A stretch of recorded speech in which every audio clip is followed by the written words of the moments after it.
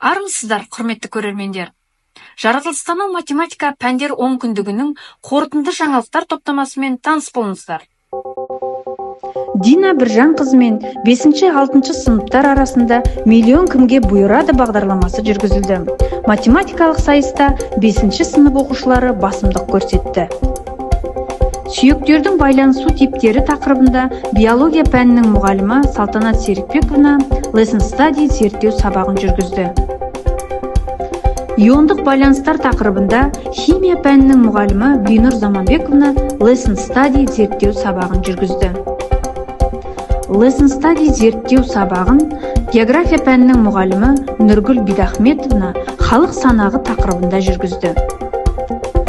Физика пәнінің мұғалімі Айолы Мелс қызы өткізгіштерді тізбектей және параллель жалғау тақырыбында Lesson Study зерттеу сабағын жүргізді. Жаратылыстану математика пәндерінің 10 күндік аясында үзілісте қызықты әрі танымды түрлі ойындар ойнатылды.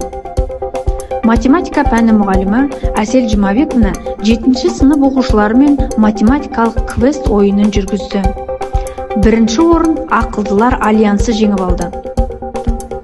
Математика пәні мұғалімі Әсел Жұмабековна 7-10 сыныптар арасында математиканың әр түрлі саласында қолданысқа арналған есептер шығартып дарынды жұпты анықтады. Жаратылыстану пәндері 10 күндігінің соңғы нүктесін кальмар ойыны қойды. Жүлде қоры 10 000 теңге. 7-10 сынып оқушылары ойынға аса жауапкершілікпен қатысып, өз білімдерін, ептіліктерін көрсетті. Барлық тапсырмалардан сүрінбей, білім мен барлығынан озған 7-А сынып оқушысы Серік қызы Інжу ойын жеңімпазы атанды.